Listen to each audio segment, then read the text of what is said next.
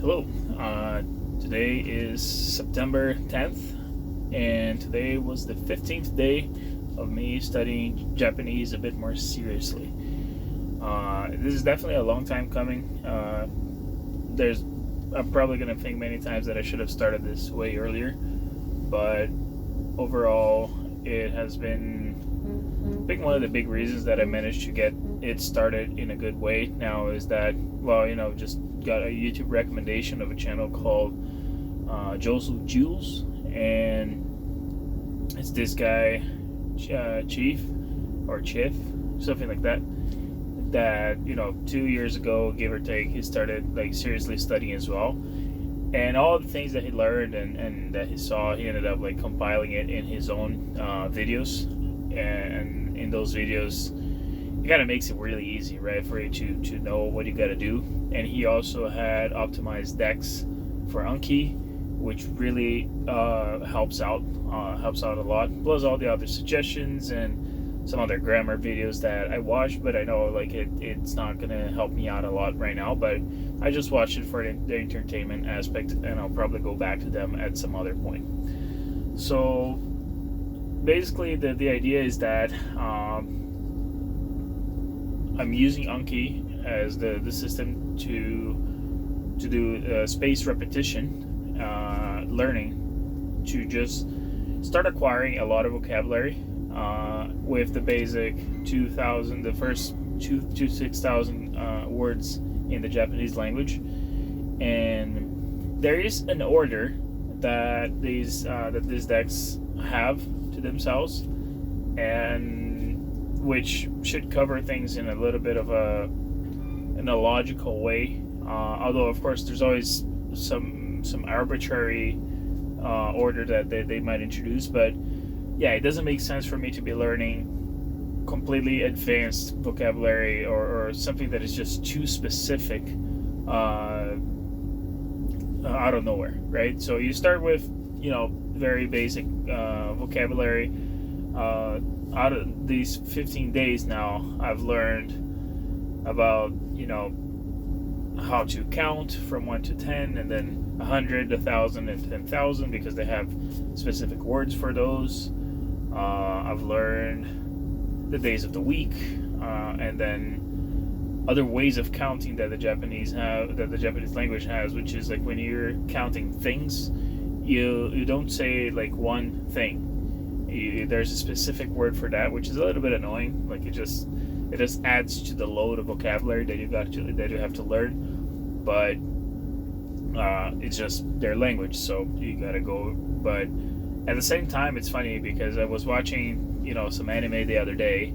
I was watching Goblin Slayer, and in the show, the character likes to count how many enemies there are in a room or something before he starts slaying them. It's in the name, and he doesn't use the word. He doesn't count like you would count normally, like 1, 2, 3, each knee, son. But he also doesn't say it. It also isn't the word for first, second, and third. It is the word because that's another set of vocabulary that the Japanese language has. In this case, he's actually using this word for how many things are there, right? So he's using hitotsu, futatsu, mitsu, and by doing that, he's counting how many enemies he's killing, so he knows in the back of his head how many more are left to not catch him off guard, right? Or not let one of the goblins escape. So it was interesting when you start learning vocabulary, especially these types, like this lower level vocabulary, because the reason you learn them first is because they are very common. You will be seeing those words in normal conversations and in the day-to-day life quite frequently, and that's the whole goal of learning them first, because they are more common. They will be very ingrained in your head, and once you start trying to immerse yourself in other types of media, or just by reading something, or trying to have a conversation with someone, that's when you will pick up these particular words. And this also throws me back to my time with English, because I am not a native English speaker, and it took me a while to get to a level where I could, listen to a normal conversation without any issues. And it is really interesting when you start to get to those levels. It's really rewarding. It's an experience that it feels really good when you start to just understand things by just listening to them without any issues. So I know in my Japanese journey this will take quite a while. It's not as simple as it is, but it is also cool to see that even at a very basic level, you start picking up on things. So yeah, those are some of the things that I've learned so far. Words for numbers, for how many things are there, days of the week. Another thing is the days of the week, they use kanji from other words, and that is interesting. Like Monday, it uses the word for a week, the kanji for a weekday in the end, but the very first one is the kanji for moon, which I found it quite interesting how it feels like it's moon day, but at the same time it is, we say Monday, but it feels like it's moon day because it's kanji for moon and the kanji for a day of the week. But the main issue is that it's not just the unison of those. You just don't pronounce it like that. It's a whole different pronunciation, which honestly it's really annoying to think that, like, okay, the kanji for moon it's tsuki, and the kanji for day of the week is yobi, but at the same time Monday is not tsuki yobi, it's getsu yobi. And like, really? Okay, fair enough, you gotta have to learn this, but it feels like the language is trying to throw you off as much as it can, and having these kinds of things, or even the words for counting, because it uses the suffix su or tsu, sorry. So you would think that, to count one thing you would say ichi, two, because that's one, and the suffix for how many things. But no, it's hitotsu. And then two things could be nitsu. But no, it's futatsu.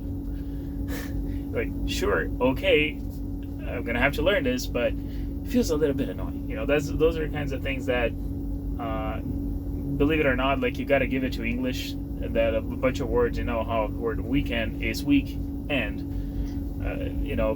makes it a bit more straightforward, right? That's kind of like it's a lesser load of vocabulary for it to learn. Although at the same time, English is the language that has the most vocabulary out of any other,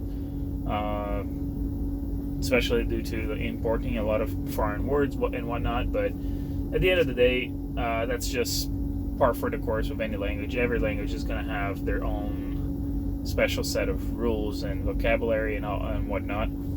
But so far it has been fun, but it also has been difficult. Today was also the first day that I skipped learning any new words because I already had 86 cards to review, and I might actually do that again tomorrow, which that will certainly slow me down on the long run, not learning new words every day, because each word that I have to learn, there's two cards for the word. There is the spoken version of it, that there's no that I have to just listen to it, and there's also the written version of it that there's no audio cue. So sometimes I actually already know some words due to many years of consuming some Japanese content. I already know some words, but I don't know how to write them. I don't know their kanji, if they have a kanji, right? So I end up having to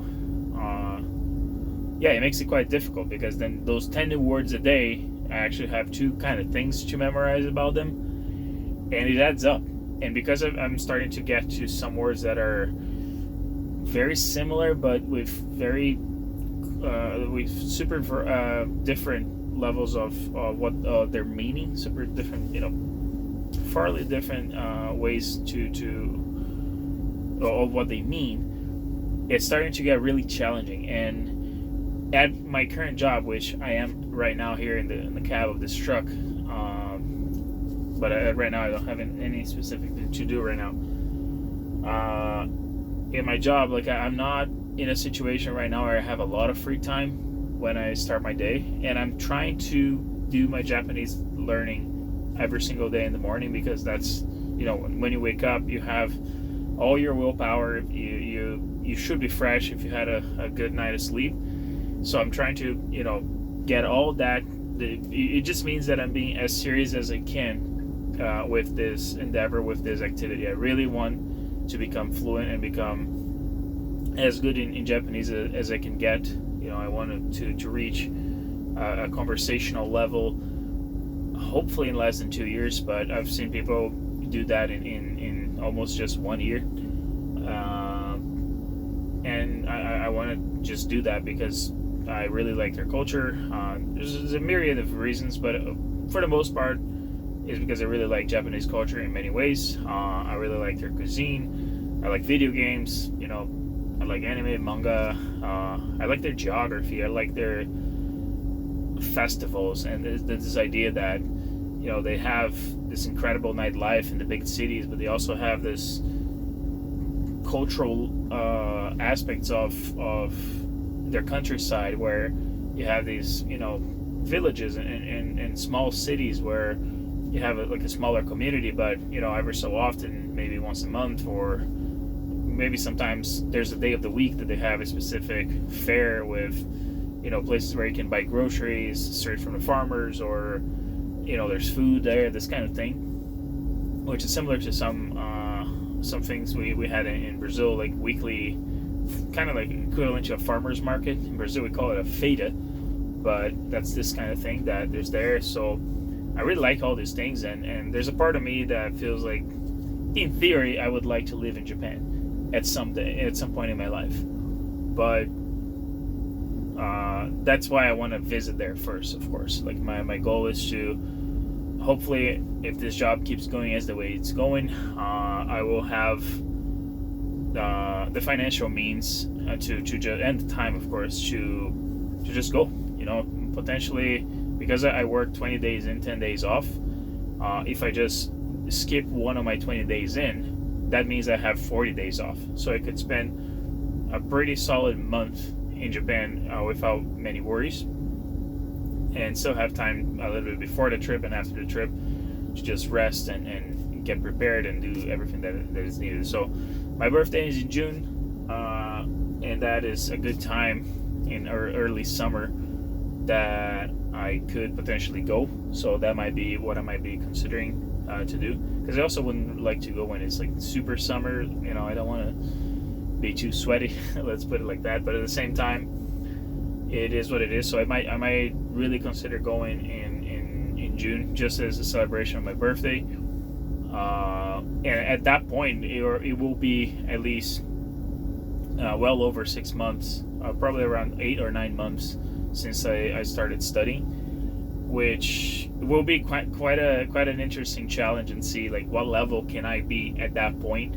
and how independent of some kind of translation app I could be at that point, to potentially just go and ask questions to someone in a store, or go into a restaurant and order my food without requiring some tips or anything. Of course, I might try to practice some of these sentences that are very common in the day-to-day.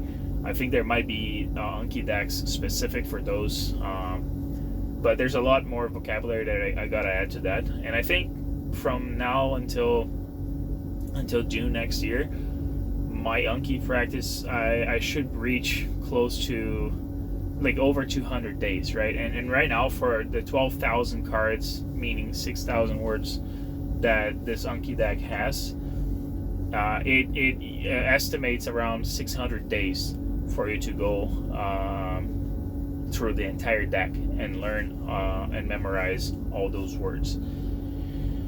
So I might be close to, like, reaching out close to the halfway point when I get to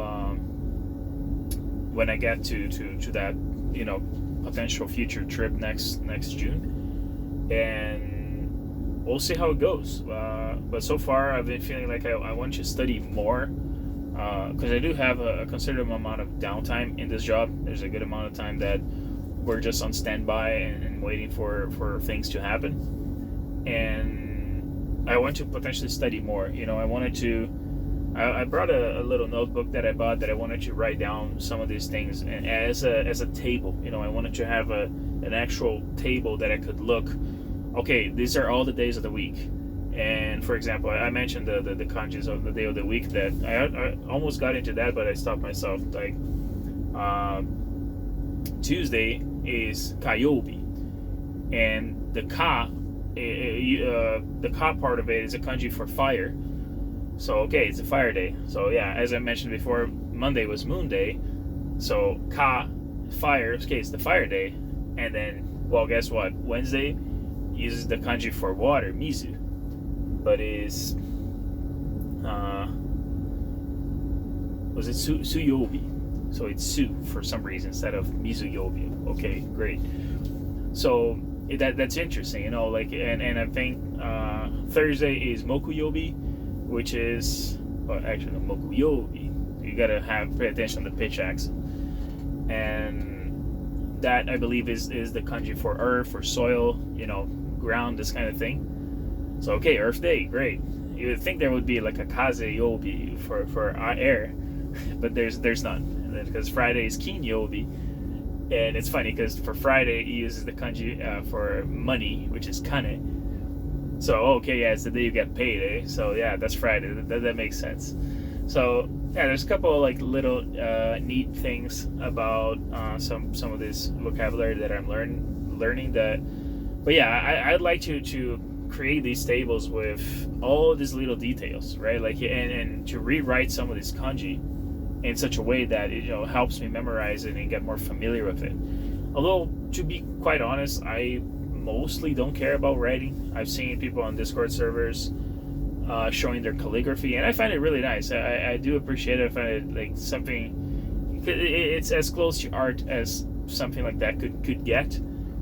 But I kind of don't care too much about writing. This might be a language that for me, like I'm really not gonna be writing a lot. I don't feel like I might type it a lot. I want to get familiar with how you would use it on a normal Romaji keyboard, or like the normal English keyboard, just so I can talk to other people and have online conversations easily. But I don't think I would be writing a lot. It feels like it's quite difficult and challenging. There's the whole stroke order. It also doesn't feel correct if you don't have something that would feel like a brush, like there's some kind of pen that would have different width to the lines that you're writing if you're pressing heavier, like, or lighter into the paper.